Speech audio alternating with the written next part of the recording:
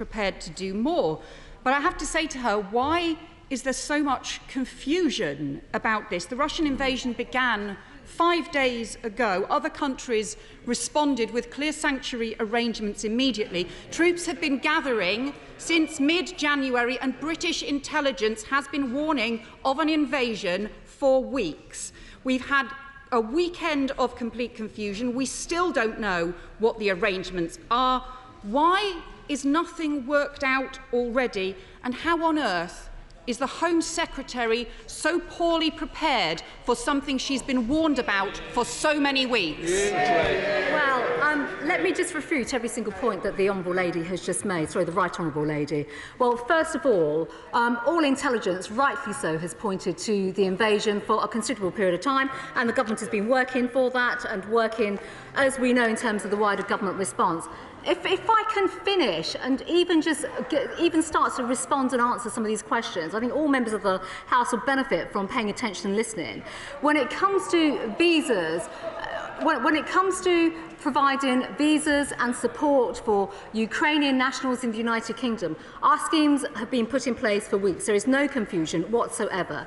They've been in place in country switching routes. They've been well publicised. They've been well documented. This has been working through our VAC centres. So, again, perhaps the Honourable Lady would like to listen, and rather than being responsible for some of the misinformation that has been characterised and put out over the weekend, these routes have been open and available. There's been a helpline that has been available for weeks. We've had people working in the region and in country in Ukraine for weeks and weeks, and we closed down our operations, obviously in Kyiv, because we removed staff from there. We've got to make some progress. We are on top of it. Meant to be short. You've had 6 minutes before we've had this. Yvette Cooper, briefly. Thank you, Mr. Speaker.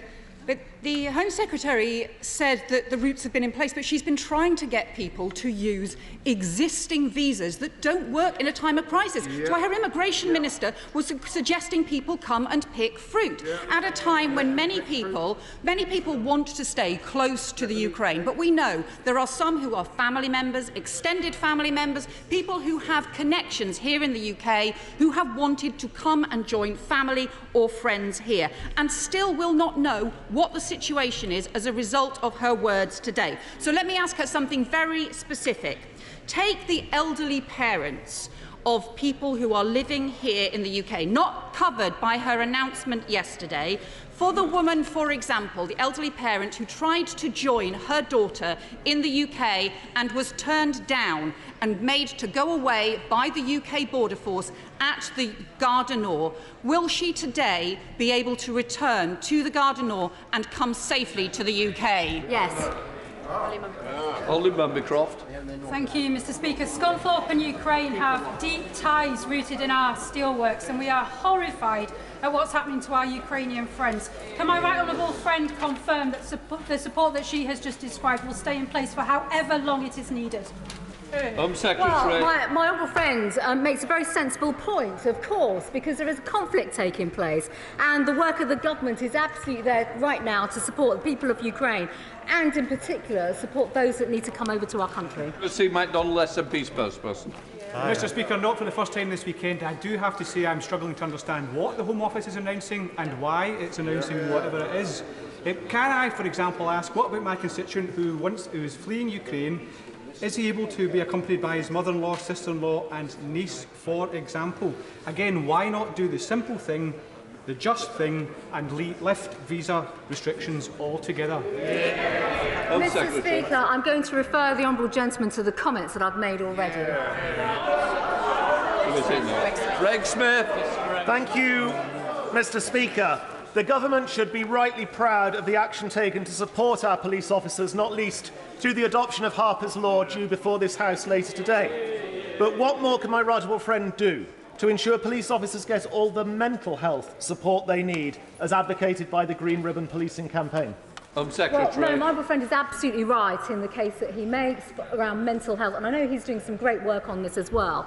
So there is a huge amount that we are doing in government, working with the Department of Health and Social Care in particular, focusing on mental health support, the TRIM programme and things of that nature. But I know that he's got a particular interest in this, and it's something that I'd like to discuss with him further. Patricia Gibson. Thank you, Mr Speaker. I've listened to the Home Secretary's earlier statement with interest, but clarity is needed. I have constituents who have family members in Ukraine, some of them frail and elderly. Can she assure the House that those Ukrainians who wish to join their families in the UK can do so via a third country without being mired in delays and bureaucracy? And can she further guarantee that those refugees will not be ordered to leave the UK after the nominal 12 months have expired? Well, there are no delays and bureaucracy, as she's already heard me say, and to her last point, yes. Simon Baines. Speaker, North Wales Police in my constituency of Clwyd South do an exceptional job in keeping the public safe and tackling crime. Could my right honourable friend comment on plans to recruit and retain the best and brightest to join our police force? And would she join me in praising our local policing initiatives?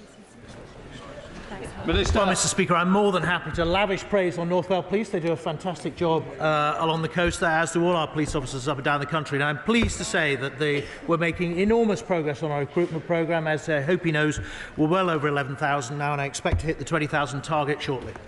Zara Sultan. Mr Speaker, Joe, a constituent, came to Britain in 2001 and served 5 years in the army, including in Iraq and Afghanistan, where he developed PTSD and served time for driving offences. He sought help for PTSD, stopped driving and rebuilt his life. He now has 2 children in Coventry and no connections in Zimbabwe, his birthplace, where he was tortured the last time he was there.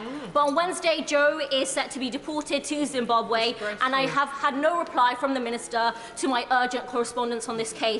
So will the Home Secretary step in and stop Joe from being deported from the country he served and where his family lives to a place where he will be at risk of torture?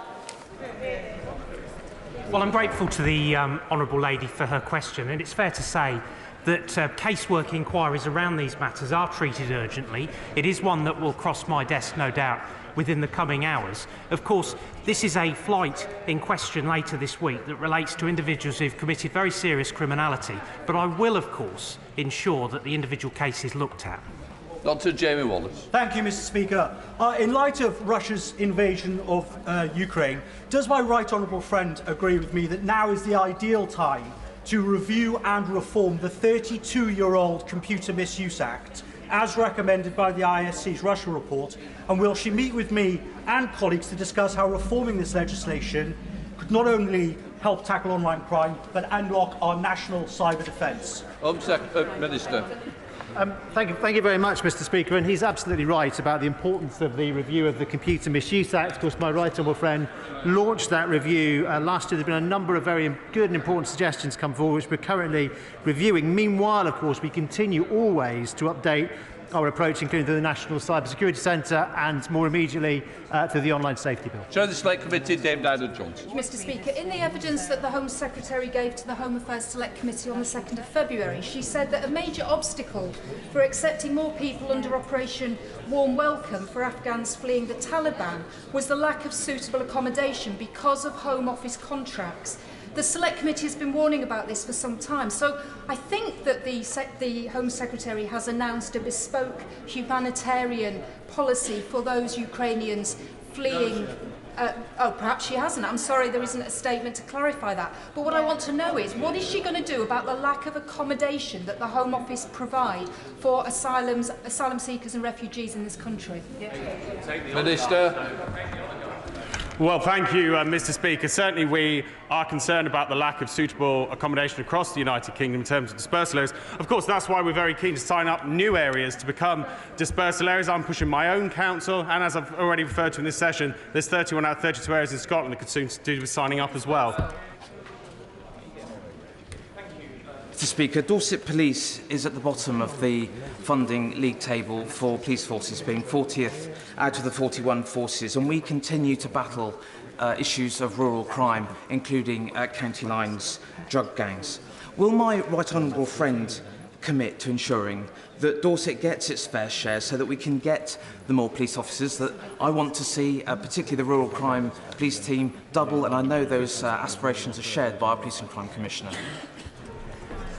Well, Mr Speaker, I've committed before, and I'm happy to commit again to the honourable gentleman, that before the end of the Parliament we will produce a new funding formula to ensure that his constituency gets exactly what he deserves, as indeed should he. Don't have it.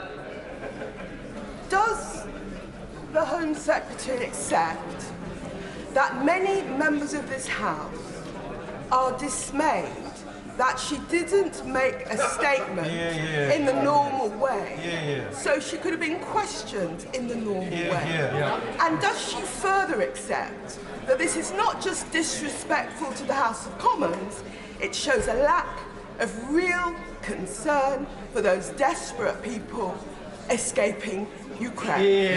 Well, Mr Speaker, I completely reject the latter point that the Honourable Lady has made, and naturally I will always be happy to return to the House to take questions. Back there. Mr Speaker, constituents in Tatton are increasingly concerned about the growing number and range of online fraud and scams and the ability for Action Fraud to be able to deal with them. Many of those crimes originate outside the UK and some from hostile states like Russia. What is the Minister doing to counter that?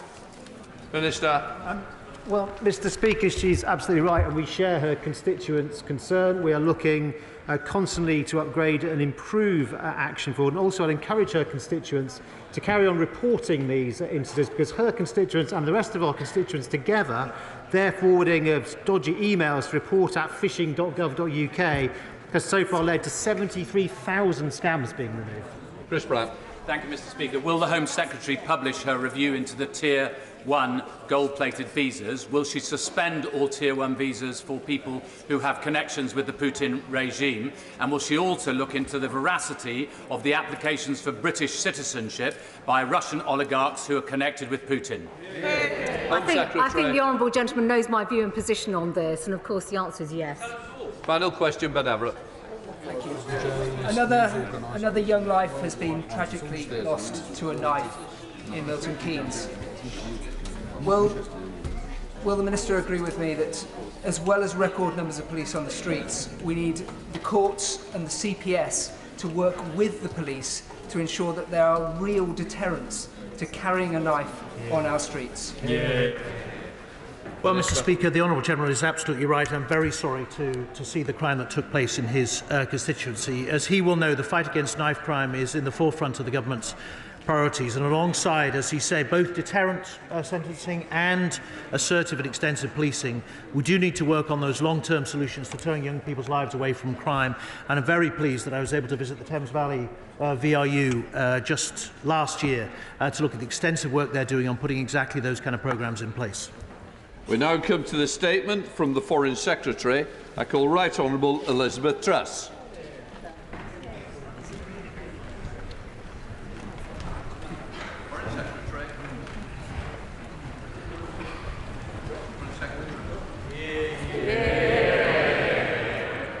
With permission, Mr Speaker, I want to update the House on our support for Ukraine in the face of Putin's premeditated, pre-planned and barbaric invasion. Ukraine has suffered horrific attacks. Missiles and airstrikes have torn through apartment blocks. Tanks have rolled into once peaceful cities. Innocent people, including children, have lost their lives. The situation is fluid, but as of today, Putin has not taken any major cities. Their advance has been slowed by Ukraine's fierce resistance. Putin's invasion is not proceeding to plan. He expected to take cities quickly. He expected Ukraine to retreat, and he expected the West to be divided.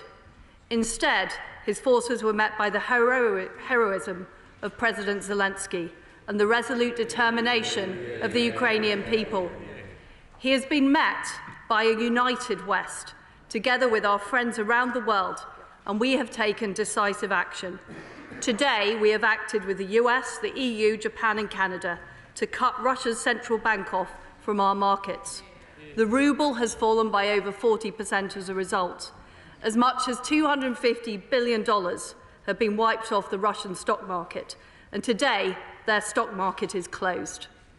The EU, Germany, Sweden and others are following our lead in providing defensive weapons to Ukraine. Germany has frozen Nord Stream 2. Putin has been confounded by our collective response. That is why he is resorting to more and more extreme rhetoric. But of course, the situation remains dire. The government and people of Ukraine are facing a continued onslaught. The days ahead are likely to prove tougher still. The UK and our allies will have to undergo some economic hardship as a result of our sanctions. But our hardships are nothing compared to those endured by the people of Ukraine. Casualty numbers are rising, and over 300,000 people have already been displaced. This is a struggle for Ukraine's freedom and self-determination, but it is also a struggle for freedom and democracy everywhere, and for a survival of a Europe whole and free. We feel a particular responsibility, as the UK is a signatory to the 1994 Budapest Memorandum, which provided Ukraine with security guarantees. This premeditated invasion, in violation of international law and multiple international commitments, cannot succeed. Putin must lose.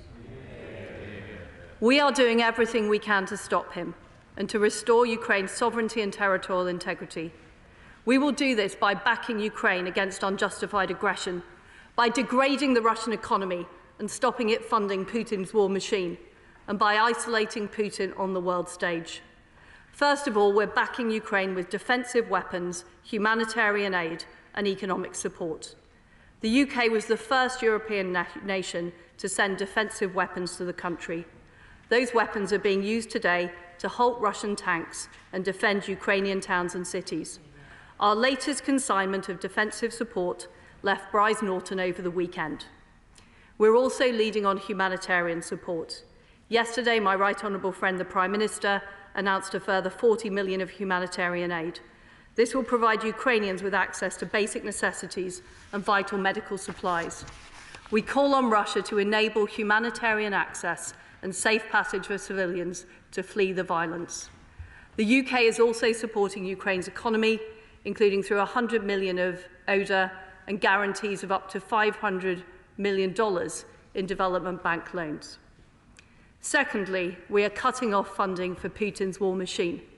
We're coming together with the US, the G7 and the EU to take further decisive steps. We've been joined by Australia, Singapore, Switzerland and many more. There is a growing list of countries who are determined that this aggression cannot stand. We've agreed many Russian banks will be removed from the SWIFT system, kicking them out of international finance. This is the first step towards a total SWIFT ban. Our collective action against Russia's central bank will prevent them from deploying their international reserves to mitigate the impact of our sanctions. We're also launching a joint task force to hunt down the assets of oligarchs hit by our sanctions. The UK is proud to lead by example. We've already put in place the largest package of sanctions in our history. We've sanctioned Putin and Lavrov, Russia's defence industry, and a growing list of oligarchs. We've approved asset freezes on several Russian banks. We're banning Russian airlines and private jets from our airspace. But we are determined to go much, much further. We want a situation where they can't access their funds, their trade can't flow, their ships can't dock, and their planes can't land. Today, I can inform the House I will be laying 2 new pieces of sanctions legislation. The first introduces a set of new powers against Russia's financial sector. It includes powers to prevent Russian banks from clearing payments in sterling. With over 50% of Russian trade denominated in dollars or sterling, our coordinated action with the United States will damage Russia's ability to trade with the world. And as soon as this legislation comes into force, we will apply it to Sberbank, Russia's largest bank. I will also be imposing a full asset freeze on 3 further banks, VEB, Russia's National Development Bank, Sovcombank, the 3rd largest privately owned financial institution in Russia, and Ozkriter, one of Russia's largest commercial banks. We will bring in a full asset freeze on all Russian banks in days, looking to coordinate with our allies. This same legislation will prevent the Russian state from raising debt here, and it will isolate all Russian companies, that's over 3 million businesses, from accessing UK capital markets. Global giants like Gazprom will no longer be able to issue debt or equity in London. The second piece of legislation will ban exports to Russia across a range of critical sectors. This includes high-end technological equipment such as microelectronics, marine and navigation equipment. This will blunt Russia's military-industrial capabilities and act as a drag on Russia's economy for years to come. I appreciate the consequences of this step for British people and British businesses operating in Russia, and the Department of International Trade and the Treasury will offer advice and guidance to affected UK businesses. My consular staff will continue to support British nationals in Russia, as well as those in Ukraine. And we will keep ratcheting up our response. More legislation will follow in coming weeks in sanctioning Russian-occupied territories in the Donbass, extending more sanctions to Belarus, and limiting Russian deposits in UK banks. We will continue working through our hit list of oligarchs, focusing on their houses, their yachts, and every aspect of their lives. In addition, we will be introducing the Economic Crime Bill tomorrow. My right honourable friend, the Business Secretary, will be setting out more in the next statement in the House. This is all about flushing out the oligarchs' dirty money from the United Kingdom. And we will continue to work with our G7 allies to cut off the Russian economy and cut the free world's dependence on Russian gas, depriving Putin of his key source of revenue. Finally, we're leading the diplomatic effort to ensure there is a chorus of condemnation against President Putin. In the OSCE, a key part of the European security architecture, 45 countries condemn Russia by name. At the UN Security Council on Friday, over 80 UN members voted for or co-sponsored a resolution condemning Russia's aggression. Russia stood alone in opposing it. Putin is isolated. No one is willing to back his war of choice. In recent days, I've spoken to my counterparts in more than 20 countries around the world. Yesterday, I met G7 foreign ministers, where we were joined by Ukraine's brave foreign minister, my friend Dmytro Kuleba. Everyone is clear Putin must lose, and we will carry on increasing the pressure until he does.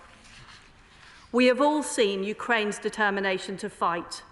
Putin's war could end up lasting for months and years. So I say to our Ukrainian friends, we are with you. In Britain and around the world, we're prepared to suffer economic sacrifices to support you. However long it takes, we will not rest until Ukraine's sovereignty is restored. I commend this statement to the House. We now come to the Shadow Foreign Secretary, David Lammy. Well, Mr. Speaker, I thank the Secretary of State for advance sight of her statement and for the continued briefing that she continues to give me on Privy Council terms.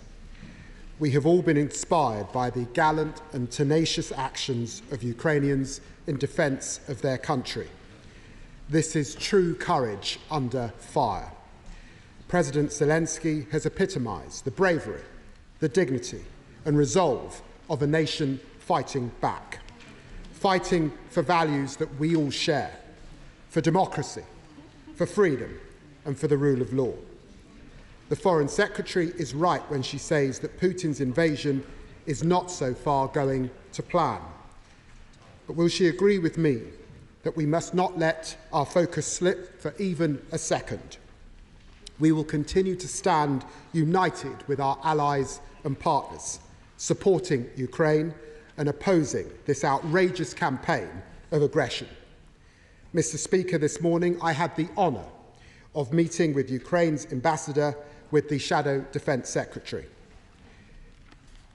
He thanked all sides of this House for the united opposition that we have shown to Vladimir Putin's illegal war and the support we continue to show for Ukrainian sovereignty. Putin is not only facing a united West, he is facing a truly united kingdom. Together, we have enacted sanctions that are having a strong effect. The ruble has crashed by over 40%. The main borrowing rate is up 20%, and inflation is reportedly hitting around 65% per year. Oligarchs are being frozen out of their bank accounts, and the Central Bank of Russia is being blocked from part of the 640 billion war chest that it holds in foreign reserves. Labour's priority is to cut off Putin's rogue state from our economic system and to undermine his campaign of aggression in Ukraine.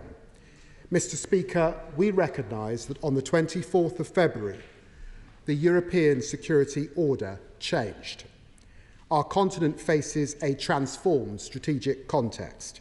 Our world is at the start of a new era.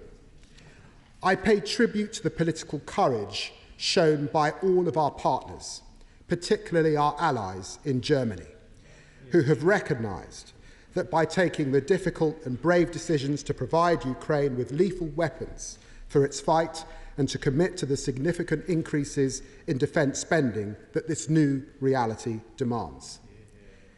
Yesterday, President Putin raised the alert level of Russian nuclear forces. Mr. Speaker, as the 5 nuclear weapons states, including Russia, reaffirmed in January, a nuclear war cannot be won and must never be fought.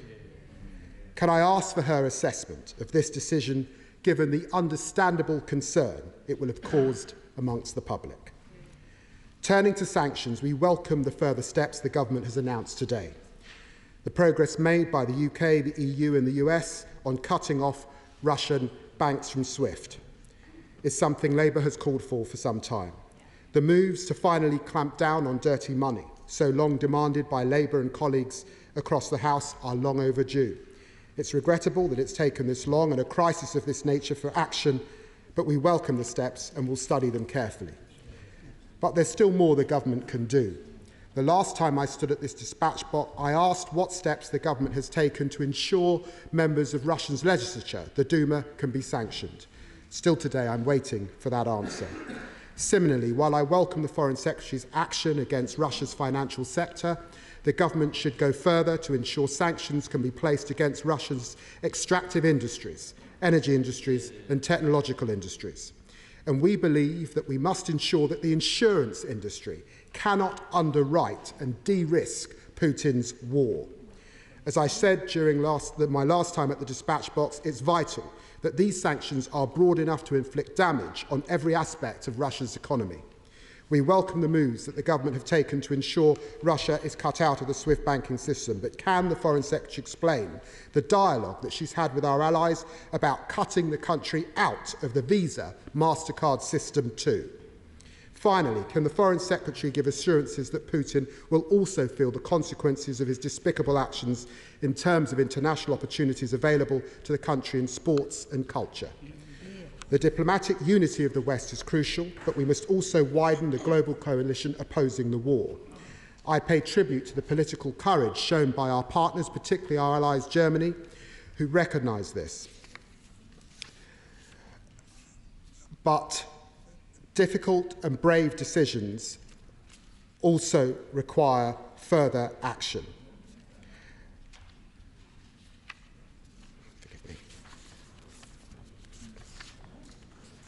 Some countries like Kenya have spoken out with clarity and elegance about Putin's imperialism, but others have stayed silent. Some are even allies of the UK and fellow democracies. So can I ask what steps the Foreign Secretary has taken to ensure that the widest possible range of voices speaks up in opposition to this war? Mr. Speaker, as well as commending the bravery of the Ukrainians demanding their country, we must also praise the courage of ordinary Russians taking to the streets of Moscow, in St. Petersburg and beyond, under the threat of repression to show their opposition to this despot. Mr. Speaker, this is the 5th day of fighting. Ukraine is still facing an all-out war from Putin's army. It's a mark of the bravery of Ukraine's forces that neither Kiev nor Kharkiv have fallen. We salute their courage, and this whole House will continue to stand with them.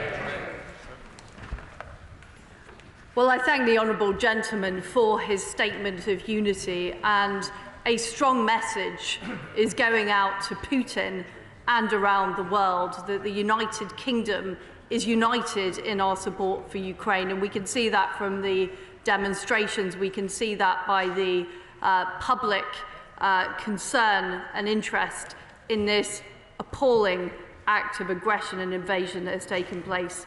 Yesterday, I joined a call with the G7 foreign ministers. We agreed that the sanctions we put in place so far are having an impact, but we need to do more. And we need to work in unison and we need to act in unity. We have also agreed to increase the supply of defensive weapons in Ukraine. And the honourable gentleman is correct. Germany has taken courageous steps. They've transformed their energy policy, they've transformed their defence policy, and we have seen a huge rising, I think, of public opinion right across Europe. But I also want to praise Japan, South Korea, Singapore, which has put sanctions on for the first time. And I and my colleagues in the Foreign Office are putting in calls to foreign ministries around the world. We're encouraging more countries to put on sanctions, more countries to speak out at the UN. The honourable gentleman is right. There are some countries who are democracies who should be standing up against the invasion of a sovereign democracy, and we are making that point to them day and night. But what we are seeing is Putin is completely isolated. There is nobody else backing him up in these international fora, and there is a growing group of countries who are prepared to put sanctions on, who are prepared to supply defensive weapons, and we are leading the charge in bringing those countries on board. On the specific issues he mentioned, we do have a hit list of oligarchs and Duma members that we are working through to sanction as soon as we can. Foreign Office officials are working through the night, and we have extra lawyers in. We've tripled the amount of people in our sanctions department to make this happen. We are looking at more sanctions on the energy industry, the technology industry. We want to see a total ban on SWIFT transactions. We're encouraging our allies across the world to back that. We also want to see a full bank freeze in the coming days. It's vitally important we maintain unity with our allies. There are many countries that are heavily dependent on Russian oil and gas. The UK only has 3% of our energy from oil and gas. Some countries are as high as 90, 100%. So what we have to do is reduce that over time, and that is what we are working on through the G7. I am very pleased that the honourable gentleman has backed the approach we're taking. I want to continue to work cross-party to do all we can to support the brave people of Ukraine and to make sure that Putin loses. The Select Committee, Tom Tugendhat. Speaker, I welcome very much my right honourable friend's commitment to be working literally through the weekend, night and day, to get these sanctions right and to get them in place. Will she join me in assuring the Russian people that the monies frozen, the money seized, which are, let's face it, stolen very often from them in the first instance, will be held and returned to the Russian people when this criminal conspiracy that laughably calls itself a government falls and they actually have a proper administration to which it can be returned? And will she also join with me in urging many other countries around the world to join together and to create a single fund from which this can be created, a repayment mechanism for the damage done to Ukraine and the rebuilding of Russia in due course? Well, my honourable friend is right. Our issue is not with the Russian people, many of whom are now protesting against this appalling regime. It is with Putin and his cronies. That is who we're targeting with our hit on oligarchs. And he is right that money should be protected, and I'll look into the idea he's put forward. Now come to SNP spokesperson Alan Smith. Thank you, Mr Speaker. I'm also grateful for sight of the statement, and the SNP is part of the global coalition in defence of Ukraine and international law, and I would commend the Foreign Secretary and our ministers on the openness with which they've dealt with this side of the House. That trust will be reciprocated going forward. This is too serious a time. If anything, I'd urge more. I support the statement. We'll support the sanctions measures as they come forward, but I'd urge more. I'd urge faster ambition, particularly on refugees. The UK needs to waive visas, not flags. The EU has really given the lie to the generosity of the UK's response on refugees by waiving visas for 3 years for all Ukrainian nationals. The UK needs to do the same. And I would appreciate it's not her remit, but I really would urge the government to act on this, because certainly that's the issue that's being raised most with me. Indeed, the EU's response in terms of the civilian protection mechanism and the peace facility dwarf the scale of the UK's response. The EU has acted with one voice. 27 member states are acting together. I really would urge the UK to complement those efforts and match the scale and ambition of the measures that we do support, but we want to see more of. So, some specific questions on sanctions. Tackling the oligarchs, we all agree on that, but what plans are to tackle and target the family members of oligarchs? When we were in Kyiv recently, that was mentioned as a particularly effective way of putting on pressure. I also note that there will be an advice facility for UK businesses impacted by the sanctions. Is there any consideration being given to financial aid for UK businesses hit by these sanctions? Because that seems a morally correct thing to do. And the Foreign Secretary will also be aware that there's reports of a Russian tanker heading for Orkney to pick up oil. Will the measures, the legal powers to impound these vessels, be in place in time for us to do so? Thank you. Well, I agree with the honourable gentleman that we need to continue to do more on sanctions, and we are working night and day, including with our allies, to get those tougher sanctions, the full ban on SWIFT payments, the full asset freeze on banks, which we want to introduce in the next few days, as well as targeting the oil industry and the gas industry. And that is ultimately the most important thing, because that is what is funding Putin's war machine.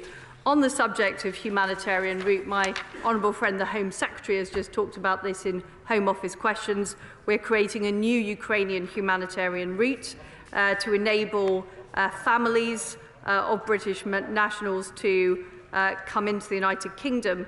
And this will mean an additional 100,000 Ukrainians are able to seek sanctuary in the United Kingdom.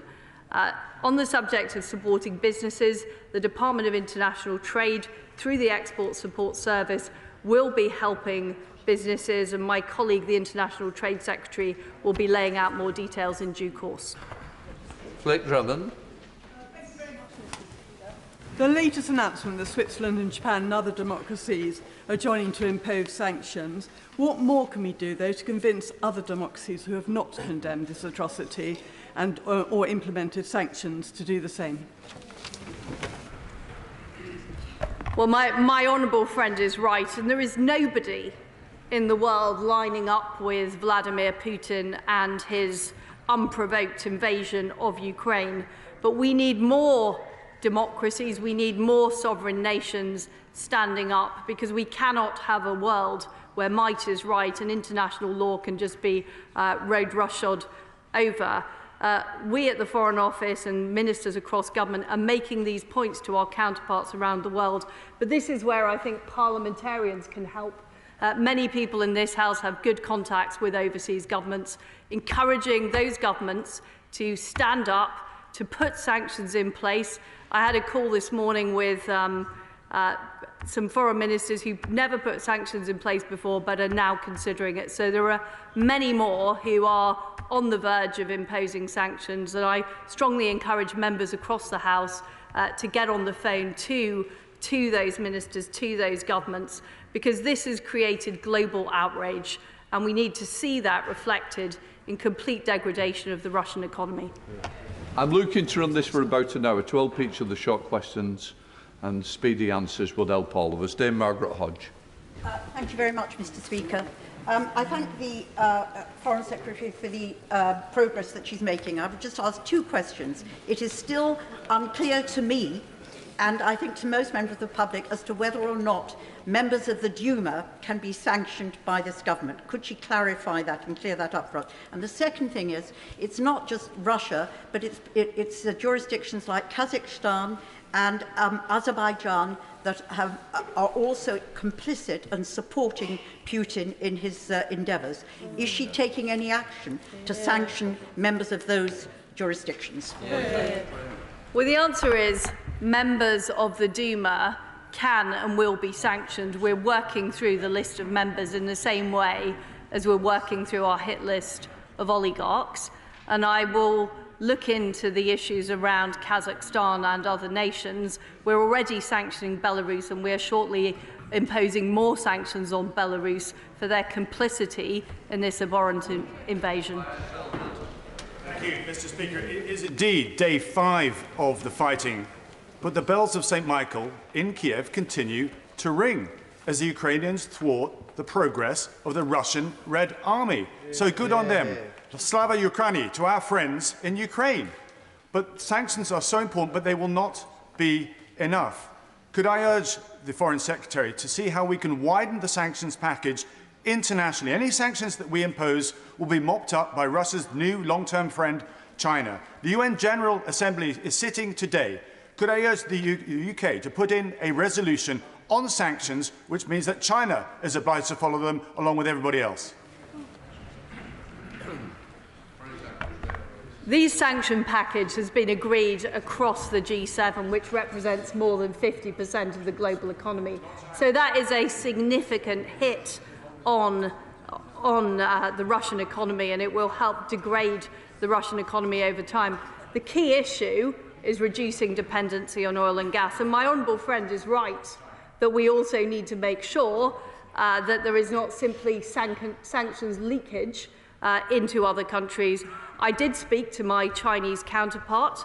The Chinese did not vote with the Russians at the UN Security Council, and I'm making it very clear to China and other major nations of their responsibilities to protect sovereignty and self-determination of Ukraine, and we continue to put pressure on them.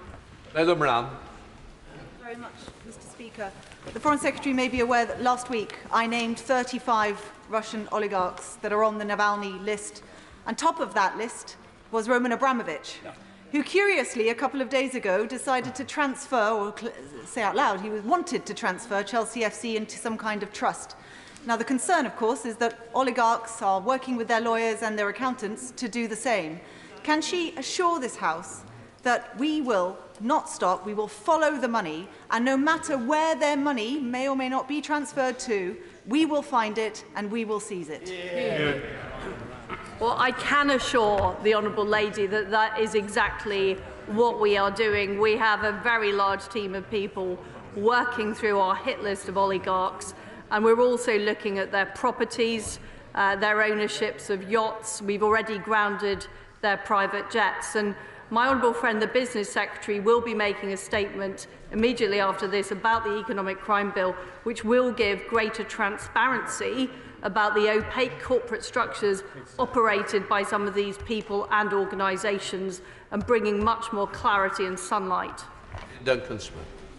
Mr. Speaker, can I congratulate my right honourable friend and all the team on their robust leadership in the course of this. It's brought a lot of cheer in the Ukraine. But my right honourable friend also spoke about chasing the oligarchs. We should remind everybody that the oligarchs are mostly in possession of Putin's own personal fortune, which is something in the order of $200 to $250 billion squirreled away through their accounts. But she will be hamstrung slightly because although we pursue the oligarchs and their money, it is still not mandatory, it is still not an offence for those who have worked for them, their lawyers, their estate agents and all the others, if they fail to give up the information about what are the deals that they have done. So can she now introduce in the bill, make it mandatory for all those in the chain, that if they fail to immediately, someone is sanctioned, to pass that information up directly, they will themselves be committing a criminal offence? Well, my right honourable friend makes a very good point, and we are absolutely looking at what we can do to target the families of oligarchs, the people that work for them, the people that support them, and the people that enable them, because ultimately all of these people are supporting the Putin regime, and we ultimately need to stop the financing of that regime. Ben Bradshaw. Thank you, Mr. Speaker. Will she name those London law firms who are sending her threatening letters to try to dissuade her from sanctioning Putin's cronies, who are also their clients?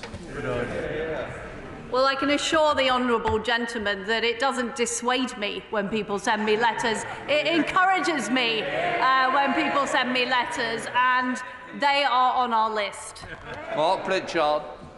Thank you, Mr. Speaker. The armed forces and people of Ukraine are fighting hard and fighting brave, and their courage is an inspiration to us all and all freedom-loving peoples around the world.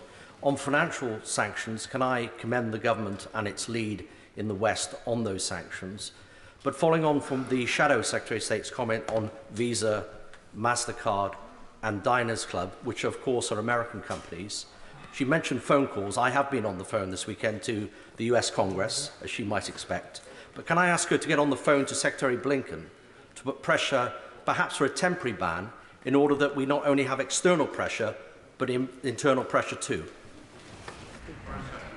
Well, I congratulate my honourable friend for his leadership of the APPG on Ukraine, and we will be doing more with our friendship group for the Ukrainians to raise international support behind the Ukrainian cause. I can tell him I have been on the phone to Tony Blinken on many occasions over the past few weeks. He's going to be travelling to Europe this week. I'll be meeting him. I'll also be in the United States the following week. And the UK does all it can to make sure the G7 is moving forward in all these areas of sanctions, including financial services, and we won't rest till we completely cut the Russian economy off, we cut it off from its supply of oil and gas money, and we make sure that Putin does not have the money to fund his war machine. Sir Geoffrey Donnells. Thank you, Mr. Speaker. The people of Northern Ireland stand with the people of Ukraine, and we commend the government for giving a lead in the international community on many of these issues. The Foreign Secretary spoke of humanitarian assistance. Will that extend to the United Kingdom, opening its doors to some of the refugees from Ukraine? Well, we are already donating 40 million additional of humanitarian assistance to Ukraine. We're also providing direct support in the neighbouring countries, helping our friends, the Poles and the Slovaks, with the exodus of refugees from Ukraine.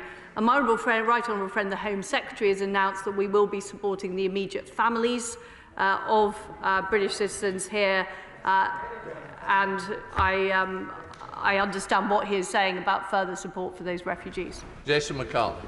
Thank you, Mr. Speaker. I spent yesterday afternoon with dozens of Huddersfield and Colne Valley's Ukrainian community with other political figures from the area. They really did welcome what we're doing on sanctions. They welcomed our humanitarian aid and our military support. But one of the many questions they're asking is obviously about visas. Can the Foreign Secretary please just reiterate the announcement that was made in the last hour about what it means for getting their family and loved ones back to the UK safely?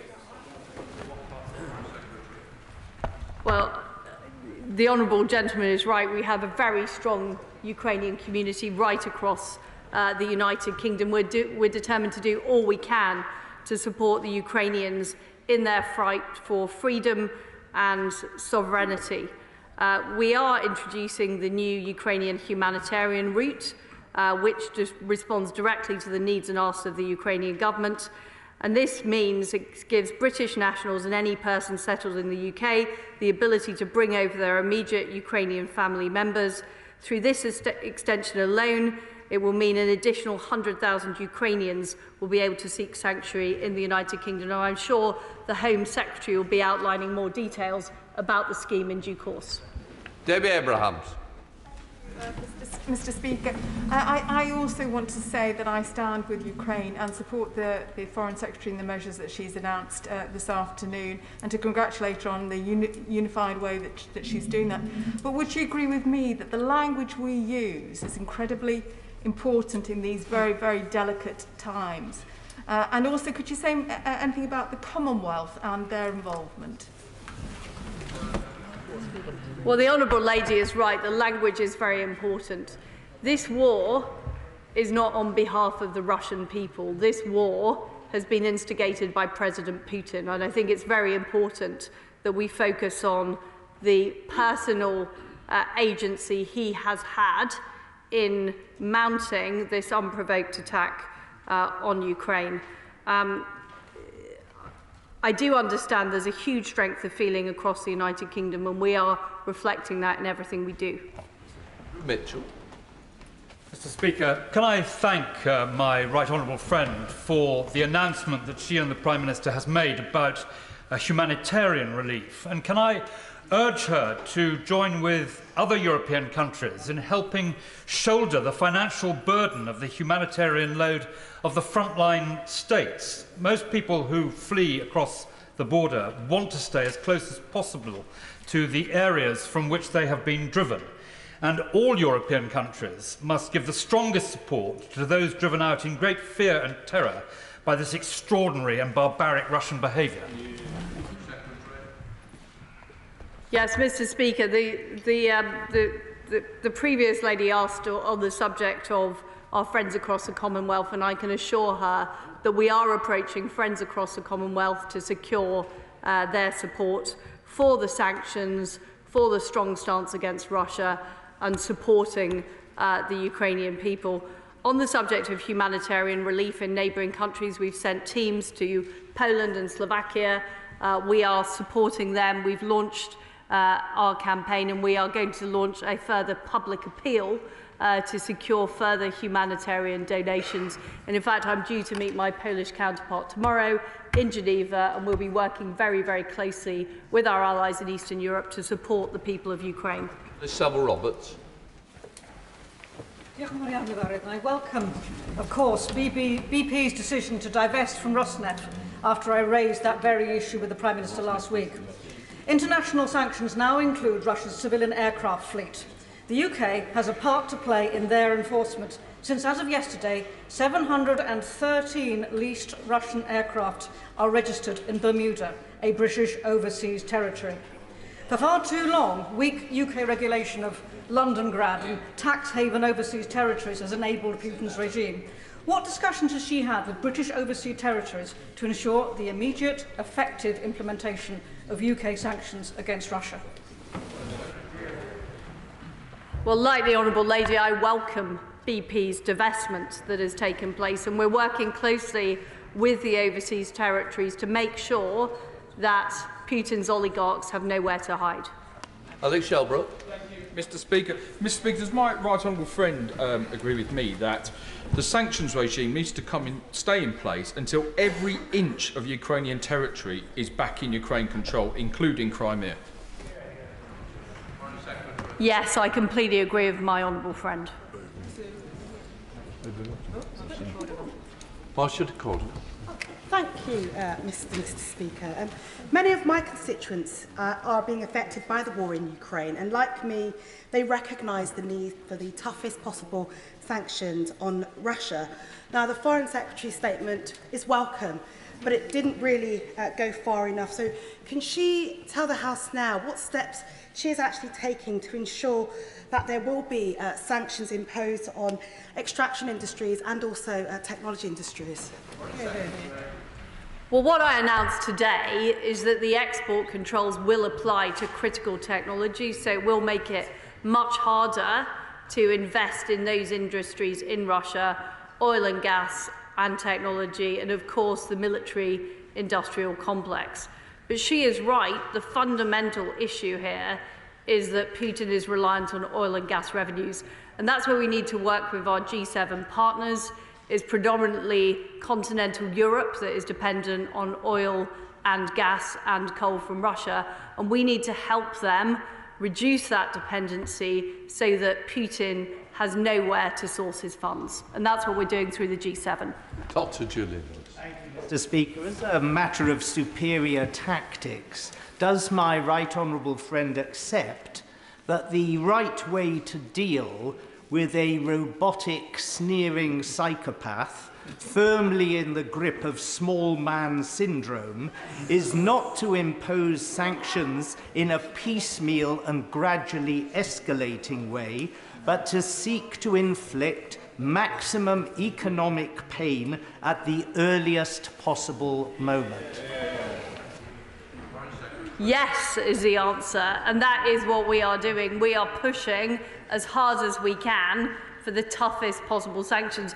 This is the biggest package of sanctions the UK has ever put in place in our history, and we want to do even more and we want to push it with our allies. Together with the G7, we represent half of the global economy, and that is what will really shift Putin's behaviour. That is what will really degrade the Russian economy and stop him being able to fund his war machine. Justin Oswald. Mr. Speaker, listening to the Right Honourable Lady's comments, I'm not entirely sure yet what the hold-up potentially is with clarifying the plans to sanction Russia's political ruling class, members of the Duma, the Senate, the Presidential Council, the top echelons of security and defence services, and public television employees. And I wonder if she's able to set out for us a little bit more about how soon we might see that happen, given the need for action to be swift, decisive and clear. Well, I can assure the Honourable Lady that we have a hit list of oligarchs, of Duma members, of those key personnel we're talking about, and we will be announcing those as we build the evidence and case against them. But we need those cases to be legally watertight. That's what's important, so that when we hit them, the hit sticks. Sir John Redmond. Will the government now allow and encourage more domestic production of oil and gas to help reduce the cruel dependence of Europe on Russian energy? Well, we certainly are committed to using the UK's oil and gas fields. Energy independence is vitally important. We also need to invest more in nuclear, which my right honourable friend, the Business Secretary, is working on. Barry Sherman. Mr. Speaker, can I offer the Secretary of State a little bit of advice, because I have been in the House quite a bit of time. No one, can I congratulate, no one now likes oligarchs. But can I suggest that there's some very important, very substantial figures that we call oligarchs in London, in this country, and they actually are very intelligent and influential people on Putin. Would she agree with me that she should consult with them as a way of getting a voice of experience and reason to Putin in order that we could get a better resolution and a peaceful resolution of this horrible crisis? Let's be absolutely clear here. This is unprovoked aggression by Putin after months of warning that there would be severe consequences and a long-running conflict. I do not believe that this is somebody who is capable of reason on that level at this stage. And what we have to be is we have to be tougher than tough. We have to be tough with our sanctions. We have to be tough with the military aid that we're supplying and our allies are supplying, because it is only strength that Vladimir Putin understands. Alicia Cairns. Thank you, Mr. Speaker. The UK and our allies have delivered meaningful economic strikes against Putin, but we now see the encirclement of civilian towns, the illegal and indiscriminate use of cluster weapons, Chechen militia for calling for more indiscriminate attacks. So can she please reassure me we will maintain maximum pressure, map and record all atrocities for future prosecution, but will she also commit to draw up plans for if we see the use of incendiary munitions or chemical weapons?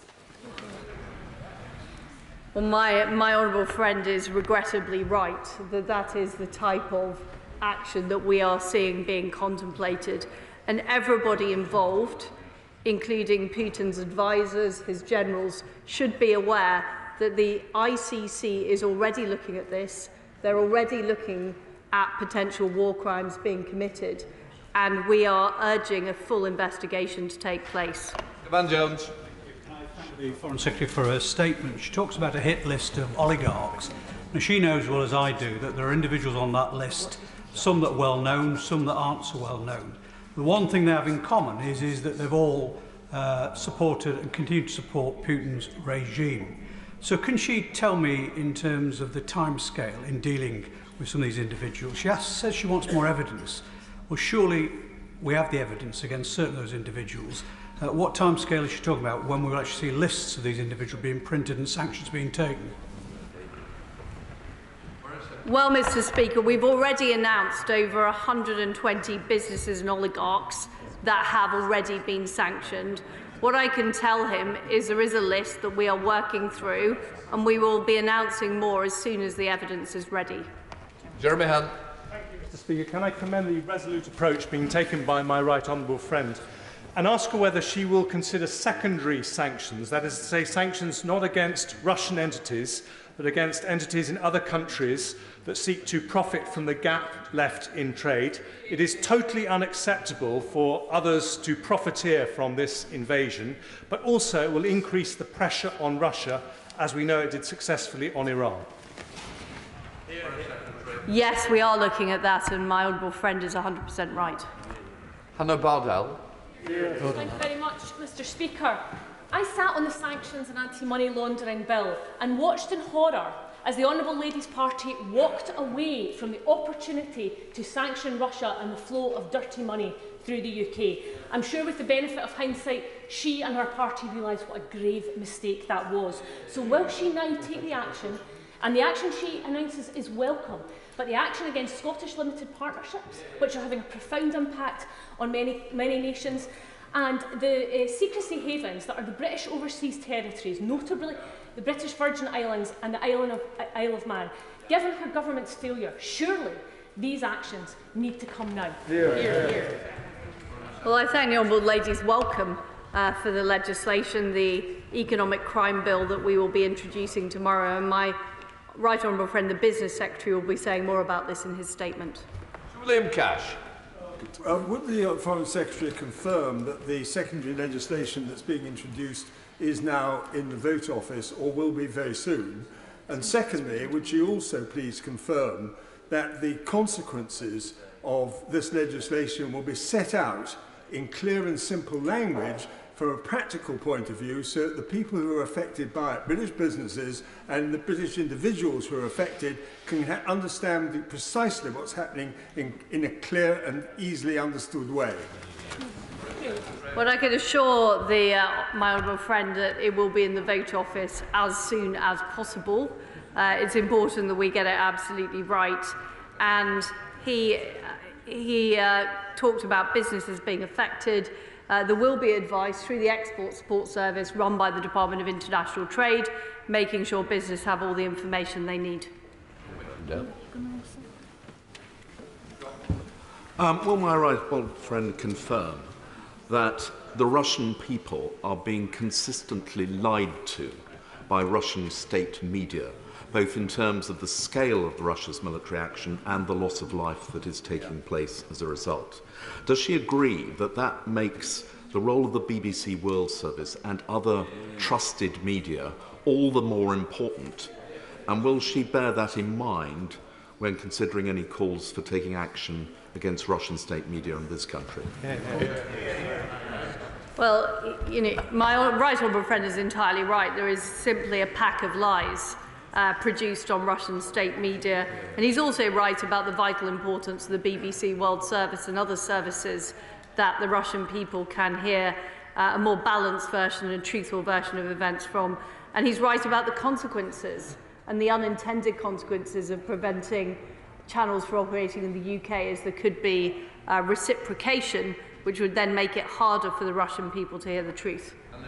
Thank you, Mr. Speaker. I've been overwhelmed with messages from constituents horrified about Russia's action in Ukraine. And this morning I visited Lewisham Polish Centre, who are doing brilliant work coordinating the local relief effort for those fleeing the country. But what everyone I've heard from has asked for is assurances that we're putting forward the strongest possible package of sanctions, providing humanitarian relief for refugees fleeing to neighbouring countries and offering comprehensive safe sanctuary routes to the UK. Can I press the Foreign Secretary to give us those reassurances today?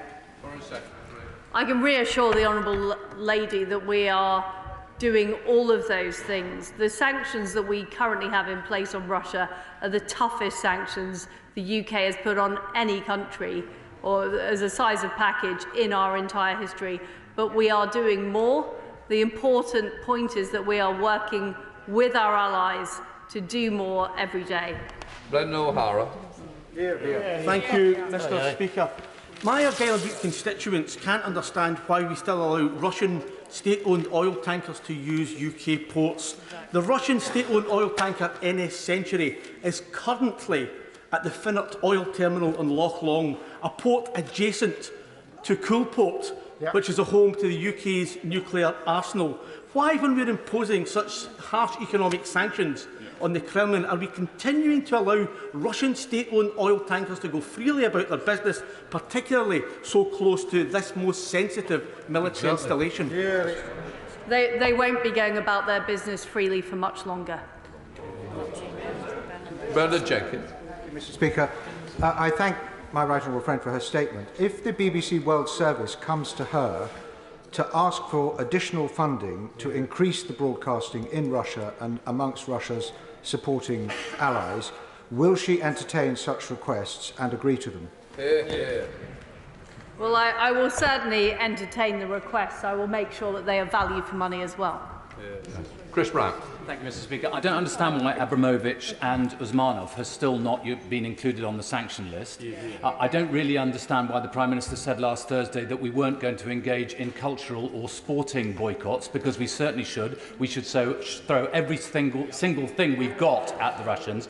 And finally, I don't understand why the Prime Minister also said last Thursday that we're not going to be sending any Russian diplomats back home. Surely we should at least be cutting the Russian embassy here by a half or three-quarters, if not deciding that, frankly, the ambassador, who has lied through his teeth to this House, should go back home. Well, as I said earlier, we have a hit list of oligarchs that we are working through. We are, and my right honourable friend, the Culture Secretary, is taking a very tough line on cultural activities, and we've seen a number of sporting events already cancelled. Mr. Redling. Speaker, this is an incredibly tough time for the people of Ukraine, but it's also an incredibly nervous time for the people of the three Baltic states, who must undoubtedly feel that they themselves are at risk. These are good friends of the United Kingdom. They're people who have good relations with members across this House. Will she join me in sending a message to them that we are on their side, and will she do everything she can to make sure that we stand firmly alongside the Baltics in these nervous times? My right honourable friend is correct. We know that Putin doesn't just want to take over Ukraine and restore Russian hegemony over Ukraine. We know that he wants to turn the clock back to the mid-1990s, where vast swathes of Eastern Europe were under Russian control. This is one of the many reasons why it's so important that his ambitions stop in Ukraine. This is why we're supporting the Ukrainians. It's also why we are increasing our strength on the eastern flank. We've doubled the amount of troops into Estonia. Our allies are also stepping up to support the Baltic states, who are vital allies of the United Kingdom. Cat Smith. Thank you, Mr. Speaker. And I welcome the sanctions set out by the Foreign Secretary and the words that she says about getting Putin's dirty money out of UK finance. But can we also get it out of UK politics? And would she support the Conservative Party handing back the £2 million from Russian oligarchs? Mr. Speaker, there is a big difference between Russian people and supporters of the Putin regime. And it's important that we don't tar every single Russian, many of whom have gained British citizenship and who are part of our political process, with the same brush. Mr. Speaker, thank you very much. Hundreds of people rallied at Bolton Town Hall on Saturday. Outside of London, we have one of the most established Ukrainian diaspora communities in the UK. Will the FCDO agree to meet with the Association of Ukrainians in Great Britain to discuss the UK's resolve for their friends and family? We are with them, and freedom will prevail. We would be absolutely delighted to do that. Tony Lloyd, Sir Tony. Thank you, Mr. Speaker. The House should commend the Foreign Secretary's statement, but will she agree with me that with any sanctions regime, it is the detail that makes sure we can police it? And will she, in that light, look into the case of the plane of Mikhail Gutseriev, who is already sanctioned under Belarus sanctions, a friend of Putin, whose plane itself was sanctioned by her predecessor, but landed, I'm told, twice at Luton Airport? This cannot be right. Well, I will look into the case the honourable gentleman raises. Listed Becker. Thank you, Mr. Speaker. I warmly welcome the leadership that the UK has shown in developing international sanctions. But would my right honourable friend think about going a step further? At the moment, we are freezing assets of those sanctioned. would she consider putting a charge onto those assets, monetising the charge now and using the money raised to pay for the support of refugees in Eastern Europe and ultimately to rebuild Ukraine? Well, I thank the Honourable Lady for her very innovative idea, and I will certainly have a look at that. Dr. Lisa Cameron. Many thanks, Mr. Speaker. Will government be looking at addressing crypto assets, cryptocurrency, which may be utilised to try to mitigate the impact of some of the sanctions imposed? The all-party group of crypto and digital assets that I chair are very keen to play a responsible role and support government moving forward in that realm. Well, we've worked very closely with the Treasury on this package of sanctions, and certainly we are looking at every possible route that could be used to undermine the sanctions and tackling it, and cryptocurrency is one of those. James Sunderland. Mr. Speaker, thank you. The rhetoric and the statements coming out of the Kremlin this weekend would appear to indicate that the invasion is not going to plan from the Russian perspective. Could my honourable friend please convince the House that the UK, the US and all of our allies will not blink when it comes to the global imperative to eject Russian forces from Ukraine, and also in the need to ensure that Ukraine is restored as quickly as possible to a free, democratic and proud nation? I am very clear that there is a tough road ahead. And what I can say is that we are with the Ukrainian people. We know that this could last for some time. At yesterday's G7 foreign ministers, we were clear that the tough package of sanctions would increase. We're going to be doing more over the coming days and weeks, and we will continue to put pressure on the Kremlin. We will continue to supply the defensive weaponry into Ukraine to support them in their just cause of pursuing self-determination and sovereignty. Florence Session-Lerma. Thank you, Mr. Speaker. Like members across this House, I've been contacted by Vauxhall residents who want to express their solidarity with the people of Ukraine. Mr. Speaker, yesterday I attended Racial Justice Sunday Mass at the Church of the Holy Spirit, where a number of constituents raised with me the reports which the Secretary of State may have seen of African migrants in Ukraine trying to flee and being discriminated. The Secretary of State mentioned that she'll be meeting with her Polish counterpart in the next coming few days. Would she please raise the issue of those migrants in her discussions? I'm happy to raise that issue. Craig Whittaker. Speaker, and I'd like to thank my right honourable friend, who I know has worked tirelessly along with the Prime Minister over the last few weeks to do all they can to help stop the regime of Putin, particularly around sanctions. But would my right honourable friend agree, though, that it's vital that we continue to work to plug the holes in our sanctions regime, which allows Putin to ship oil from this country? And I wonder if she could say whether there's anything legally we can do to stop that ship that's currently up in the Orkneys waiting to ship oil. I am looking very closely at this with my colleague, the Transport Secretary, to get this addressed as soon as possible. Carmichael.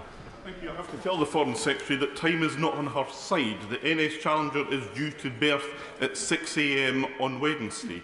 Now, in the last hour, the Secretary of State for Transport has written to all UK ports requesting them not to grant access to Russian vessels. That's a very welcome move, but the House will have noticed that he used the word in request rather than instruct. Yep. So can the Foreign Secretary tell me now, or get me early information, that if the terminal operators at Flotta in Orkney refuse to berth the NS Challenger, that they will not be left financially exposed as a result? Hear, hear. I'm looking at this issue urgently with the Transport Secretary, and I will get back to the honourable gentleman with that information. Jen Stevenson. Speaker, when parliamentarians in this place see our counterparts in Ukraine taking up arms to defend their country, it is really sobering. Does she agree that it is vital we send that united and clear message that we will continue to support Ukraine for as long as it takes, even if that is for the long haul, and this is a war that Putin cannot win? We have seen the acts of incredible bravery from the Ukrainian population, from Ukrainian politicians, including President Zelensky, who has led from the front, and it is absolutely inspiring. And our message across the House today should be that however long it takes, however difficult it is, whatever the difficulties we have economically, they cannot compare to the sheer hell the people of Ukraine are going through. And we will be with them through thick and thin until Putin loses and until the sovereignty and territorial integrity of Ukraine is restored. Liam Bell. Thank you, Mr. Speaker. The whole House will have welcomed the Foreign Secretary's ambition this afternoon, but can we speed up the process of hitting the people on the hit list? There are 23 people on the EU sanctions list who are not on the UK sanction list as of this morning. The ban on trading in state bonds is in place in Europe, but not in the UK. The ban on import and export from breakaway regions is in place in Europe, but not in the UK. The asset freeze and travel ban on Duma members is in place in Europe, but not in the UK. The asset freeze and travel bans in place in Europe, number 22, and just 8 in the UK, announced in the last few days. What further power and resources does the Foreign Secretary need in order for us to catch up with our American and European allies? Well, we are leading from the front. There are many. So, for example, we are banning clearing from Sberbank, which the EU aren't doing at the moment. We are freezing more bank assets. We have advocated the SWIFT ban, and we want to get all of our allies to agree to a SWIFT ban. But this is not a competition between us and our allies. This is a concerted endeavour where all of us are doing all we can, as quickly as can, to show unity and deliver a massive hit to the Russian economy. And you've seen the drop in the ruble today, Mr. Speaker. You've seen the impact this unity is having. And I strongly encourage colleagues across the House to support our package, which is unprecedented in United Kingdom history, to, of course, put pressure on more countries to join us.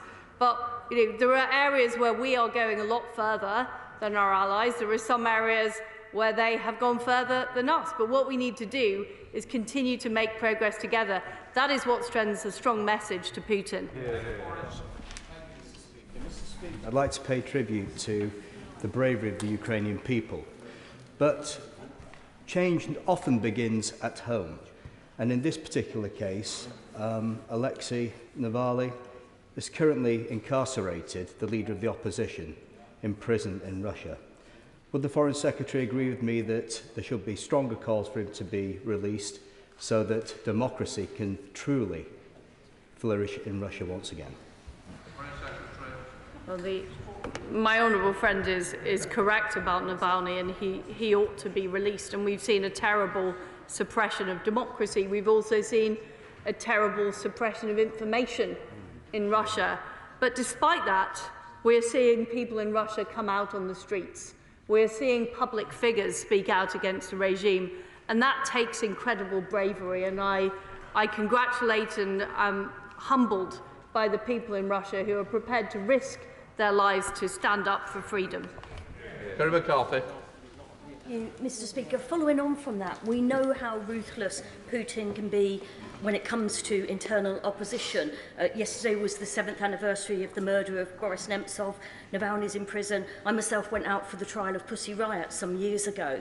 What are we doing to offer support to people that will come under increased repression in Russia? We may not be able to directly support them, but what are we doing to try to bolster their courage and make sure that they keep up the opposition to Putin?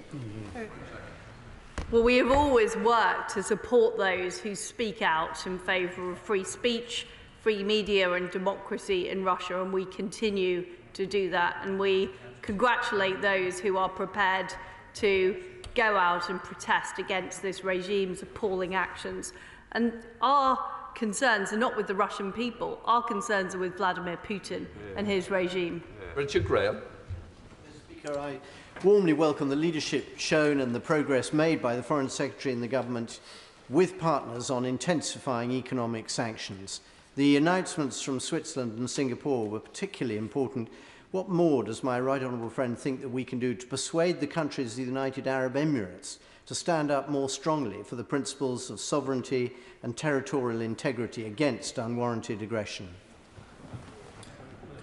Well, I've had a phone call with my UAE counterpart making exactly those points, and every country around the world should be aware that if this is allowed to happen, if a country, because it's bigger and mightier, is allowed to invade a sovereign democracy with impunity, then this could happen anywhere.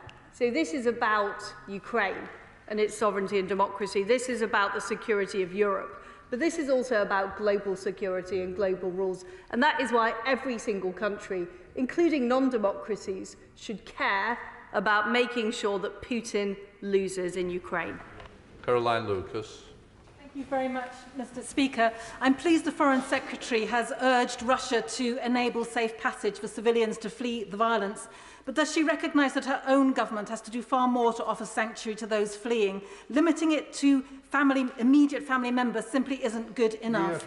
The elderly grandmother of my constituent has been granted a UK visa, but has been told that she has to travel 300 miles from Kyiv to Lviv to get the visa actually stamped in her passport. Now, I raised it with the Foreign Secretary last week. She told me to contact the Home Office. I have contacted the Home Office to no avail. Since this relates to the operation of the embassy, can she help? And can she assure us that this won't be a repeat of the Afghanistan crisis, where honourable members were bounced between the Home Office and the Foreign Office with very little success? Meanwhile, our constituents suffered. Well, our ambassador, who is in Lviv, is doing a fantastic job in very difficult circumstances. And we are doing all we can to support people in Ukraine. As I've said, this case is a matter for the Home Office. I'm very happy to take the case and make sure the Home Secretary is aware of it. Jonathan Chudovsky. I realised that the government really understood the nature of sanctioning oligarchs when the sanctions on Aeroflot were extended to private jets. In that vein, will my right honourable friend now consider banning insurance for Russian yachts and jets, which will be worldwide application and make life a lot tougher for those concerned? Well, I thank my honourable friend for his idea, and nothing is off the table. Dame Diana Johnson. Mr. Speaker, I welcome what the Foreign Secretary said about banning airlines, Russian airlines, and banning Russian ships from docking at our ports. But just yesterday afternoon, we had a Russian-owned and Russian-crewed ship heading from Inverness down to Humber to dock. And I know the Foreign Secretary has made clear she's in discussions with the Transport Secretary, but I wonder if she can give some indication when we will have sanctions to stop that happening, because there was a huge amount of local opposition in the Humber to that ship. Well, the local opposition is right, and we are working as fast as we can to deal with this issue. Thank you, Mr. Speaker. Can I commend my right honourable friend and her team for all the amazing work they're doing in the face of this appalling invasion. With this worrying resurgence of both Russia and China, does my right honourable friend agree with me the best way to combat this and to reassure other countries is not only to invest in our own defence, but in our diplomatic reach around the world, so we can spread our values of democracy and freedom and proclaim them even more loudly? Foreign Secretary. Yes, well, that sounds like a petition to the Chancellor, which I wholly agree with, about the Foreign Office's budget. And I very much support that. And he is right. You know, this horrific invasion is a massive wake-up call to the West about our defence and the need to invest in NATO. And one thing I'm very pleased to see is Germany committing to 2% of its GDP into NATO. We need to see everybody commit to that, and we need to look at what more we can do to strengthen NATO, because we have taken European security for granted and we can't do that any longer. Samuel Wilson.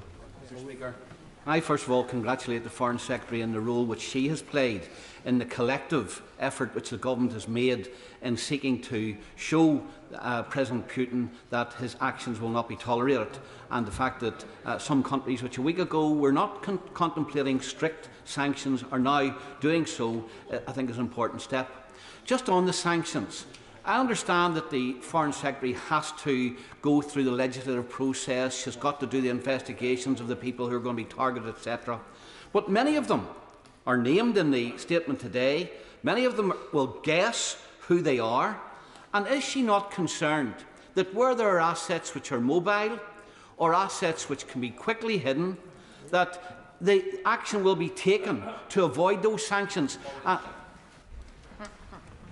Well, I can assure the honourable gentleman that the ones named in the statements are either in our legislation or have already been sanctioned. And the point about working with our allies across the world is these people and organisations will have nowhere to hide. Yes. Kieran Mullen, Dr. Kieran Mullen. Thank you, Mr. Speaker. India is a great friend of the UK and a leading democracy, and Indian communities prosper in democracies around the world, including, of course, in this country. Does my right honourable friend agree that it's in India's long-term interest to do everything they possibly can to ensure this invasion fails? Foreign Secretary. That is absolutely correct. Every sovereign nation who believes in fair play and the rule of law around the world should be doing all they can to stop Putin being successful in Ukraine. And that includes India, it includes China, it includes every other country around the world. Alex Sobel. Thank you, Mr. Speaker. Somebody had a grandparent born and raised in Ukraine. This war does come emotionally quite close to me and everybody of Ukrainian descent in this country.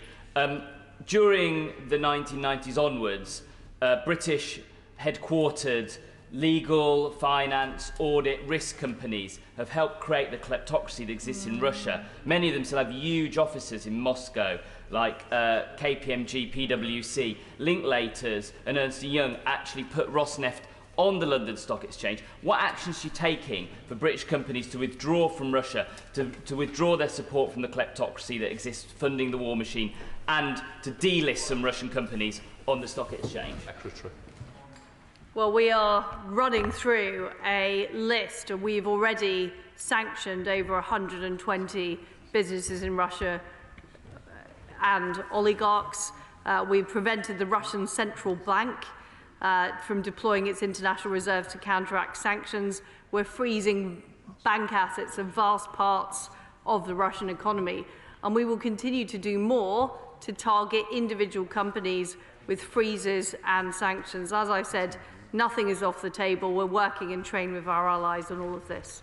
Matt Hancock. Thank you very much, Mr. Speaker. Can I congratulate the Foreign Secretary and the government on the swift action they've taken, including the action against the Russian central bank, and commend her on her work to go further.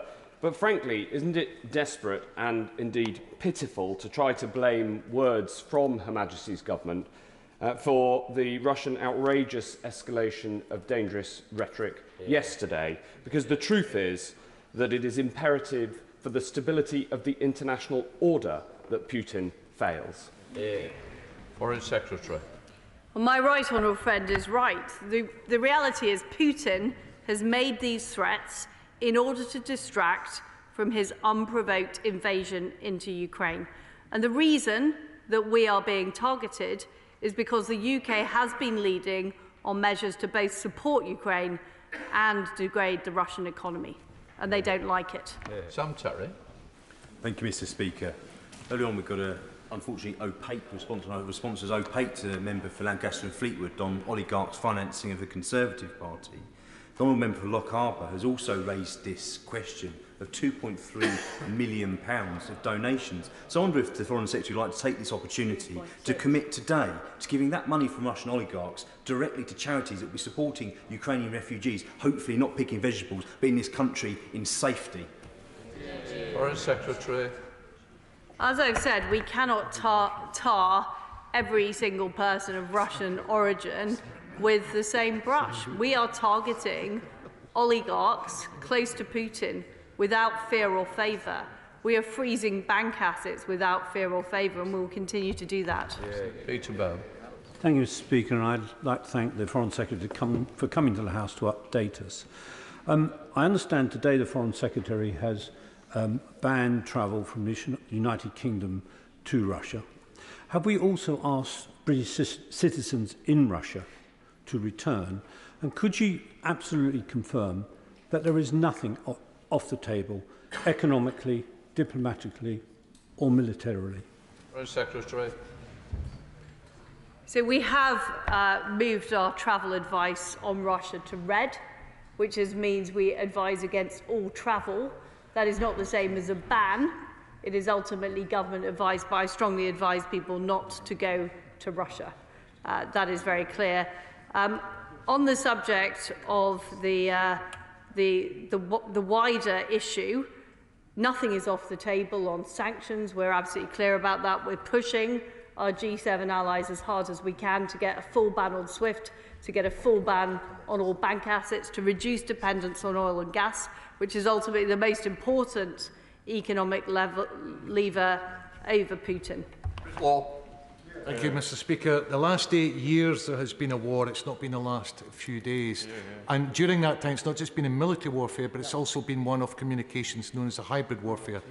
Yesterday, the EU decided to shut down RT and Sputnik.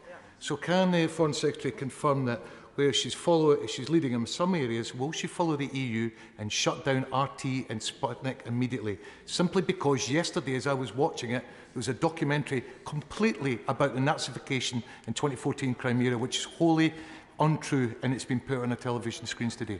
Foreign Secretary. We are looking at what can be done on RT, but the reality is that if we ban RT in the United Kingdom, that is likely to lead to channels like the BBC being banned in Russia. And what we want is we want the Russian population to hear the truth about what Vladimir Putin is doing. So there is a very careful judgment to be made, and that is something the Culture Secretary is looking at. I'm here. She's meant to speak through me, not through the members. Sally Ann Hart, when you answer through the chair. The vast majority of Russian people are like us. They want to earn money, provide for their families and be happy. But their president, Mr. Putin, has taken them down a very dark path and the world to the brink. Would my right honourable friend join me in urging the Russian people and those in the Kremlin who do not agree with Mr. Putin to do whatever it takes to bring back Russia from the brink and stop Putin? Secretary. Mr. Speaker, I completely agree with my honourable friend that we need to do all we can to stiffen the resolve of those in Russia who are disgusted by President Putin's actions in their name. And this is why it's important that we do reach out through channels like the BBC, that we are communicating very clearly, and the Foreign Office has recently stood up our information unit, which provides communications to challenge the disinformation from the Putin regime. Ben. Thank you very much, Mr. Speaker. My constituent's wife and child are currently fleeing the violence in Ukraine, and they hope to return home. But her sister, who is Ukrainian, and her 2 children, aged 10 and 4, are fleeing with them because the home they had been living in was destroyed by a Russian bomb. Does the Foreign Secretary agree with me that this is precisely the kind of case where the United Kingdom, with a long history of compassion and welcome to refugees, should be enabling this family together to return to the United Kingdom? Well, it's appalling about the horrific situation that your constituents' family find themselves in. And we do need to be welcoming to refugees from this appalling, unpremeditated war created by Vladimir Putin. And I will take your inquiry onto the Home Office and get you a response. Penrose. Mr. Speaker, some 4 years ago, there was an inquiry announced into the progress of golden visas, which have been potentially misallocated. Can the Foreign Secretary confirm that anybody who is on her list, and I commend her on her ever-growing list of oligarchs that she is sanctioning, anybody on that list who becomes sanctioned will have any golden visas that they may have been granted in the past summarily revoked? Foreign Secretary. Well, Mr. Speaker, they won't be able to travel. The Georgides family, the Recon family, and many others in my constituency have family members and loved ones who are now in Poland or on the border of Poland. They want to know what conversations the Foreign Secretary has had with her counterpart in Poland about swift flights to bring those family members to the UK, and perhaps just as much of importance, what conversations she's had with the Home Secretary on that matter. Well, I say to the honourable gentleman that we have been working closely with the Home Office on this issue, as well as the Polish government. I'm in fact due to meet the Polish Minister tomorrow to discuss this further, but we have a forward team of Foreign Office officials in Poland precisely to help these cases. Thank you, Mr. Speaker. I welcome the additional government measures announced today, but will the Foreign Secretary also recognise and indeed encourage the actions of UK individuals and companies who have chosen to dispose of investments and shareholdings in Russian companies, not least the BP's disposal of its stake in Rosneft, which will, of course, come at a substantial cost to its shareholders? Foreign Secretary. I do welcome the actions by companies who are dissociating themselves from working with the Putin regime, including BP's divestment. Malcolm MacDonald. I'm grateful, Mr. Speaker. We've all witnessed the horrifying war crimes that are taking place against the people of Ukraine, and one would have thought, would they not, that there would at least have been some diplomatic expulsions in coordination with others as a result of that. But the Foreign Secretary sort of dodged a question from my good friend from Rutland and Melton. Is her department working on plans should those war crimes get worse and chemical weapons are deployed against the people of Ukraine? The answer is yes, we are working on that. We're working very closely with the ICC.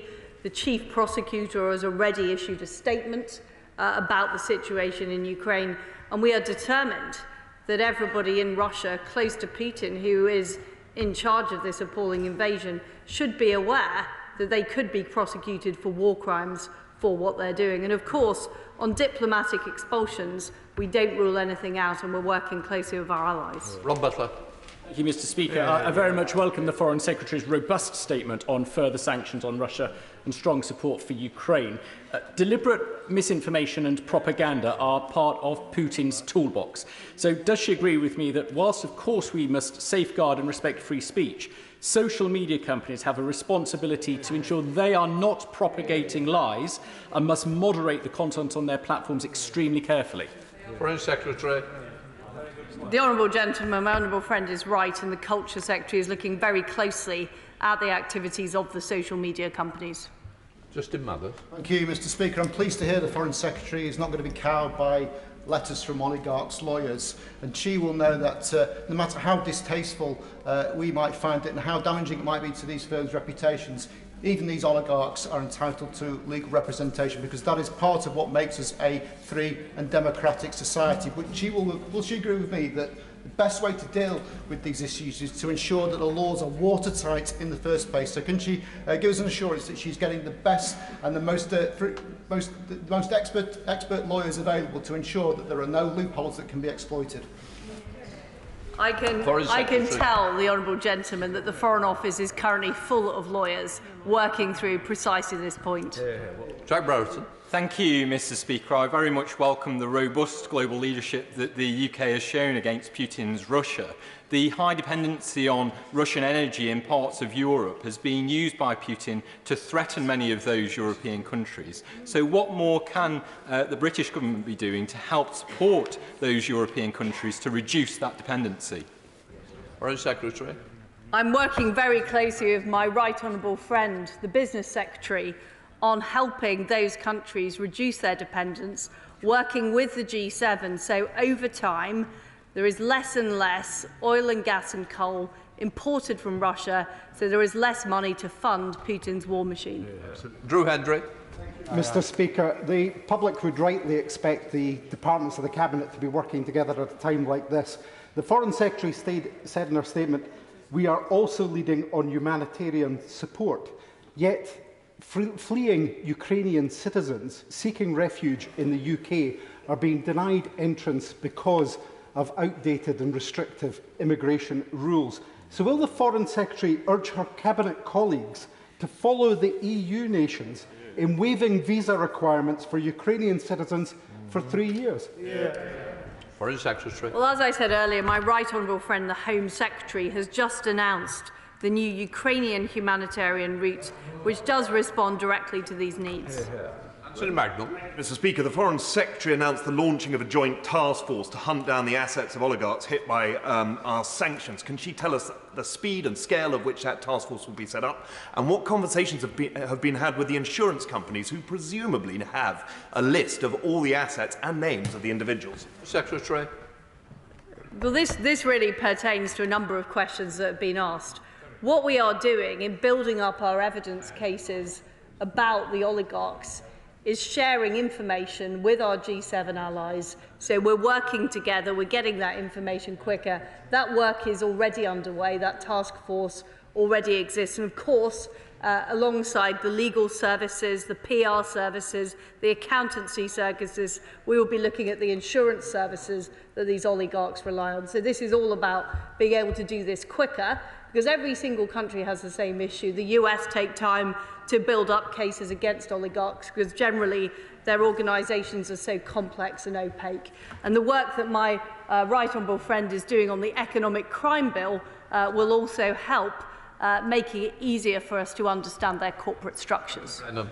Thank you, Mr. Speaker. I think all of us, particularly those of us who were members of the House in September 2001, realised that a page has been turned in world history and a new chapter has begun that will resonate not just now but for many years. And the important thing is that our shared values are the way that we respond in the months and years to come.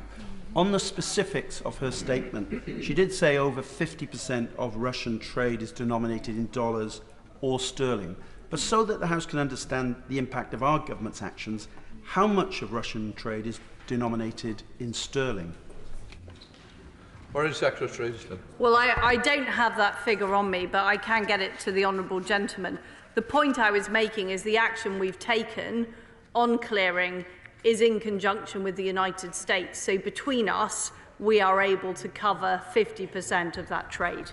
Tricia Gibson. Thank you, Mr. Speaker. Can the Foreign Secretary explain why the Russian ambassador to the UK has yet to be dismissed? And will she do all she can to encourage the governments of all Western democracies and the wider international community to similarly dismiss their Russian ambassadors in order to further underscore the isolation of Russia under Putin on the international stage? Foreign Secretary.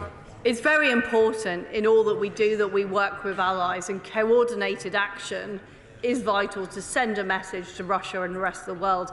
And as I've said, nothing is off the table. Dave Dugan. Thank you, Mr. Speaker.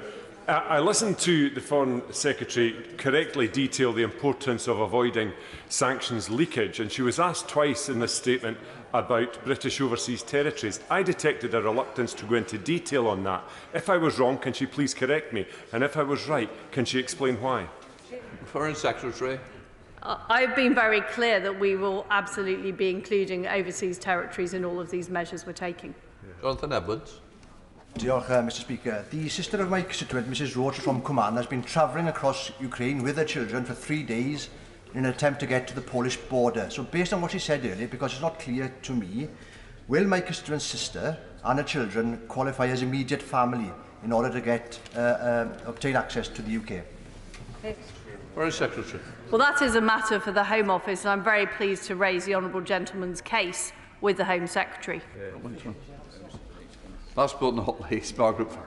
Thank you, Mr. Speaker. The World Health Organization have warned that oxygen supplies are running dangerously low in Ukraine and that they're working with international partners to get urgent shipments through Poland. Can the Foreign Secretary confirm what medical aid the UK government is providing to Ukraine to help them maintain essential services? Foreign Secretary. Well, I discussed this issue with my right honourable friend, the Health Secretary, this morning. We do have a shipment of medical supplies, or rather a cargo of medical supplies, and our Ministry of Defence is helping facilitate that into Ukraine. We now come to the next statement. Kwasi Kwarteng, Business Secretary. Well done, well done. Great.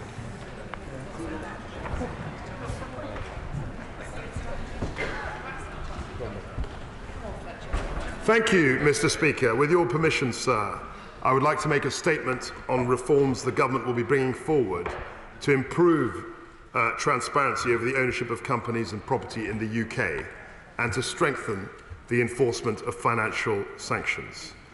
These are the key elements of our strategy to tackle dirty money from Russia and from elsewhere. Mr. Speaker, the openness of our economy to investment from all parts of the world is one of our greatest strengths. However, we are equally determined that we want to attract the right kind of investment. And as many people in this House will know, oligarchs and kleptocrats from Russia and elsewhere have used the veneer of legitimacy provided by UK-registered companies and partnerships. And they have also used high-end property to help launder proceeds of corruption. At present, Mr. Speaker, Companies House has very limited powers to prevent this abuse. In light of Russia's outrageous actions in recent days, it is necessary that we put these criminals on notice and send a clear message that the UK will not tolerate their corruption here. So to that end, I am announcing two immediate steps. Firstly, today my department is publishing a white paper on corporate transparency and register reform, and this white paper sets out a comprehensive package of reforms to Companies House.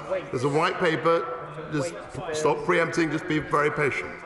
The agency will be transformed into a custodian of accurate and detailed information, ensuring that we can clamp down on those who seek to abuse UK corporate structures to launder money. Anyone setting up, running, owning or controlling a company in the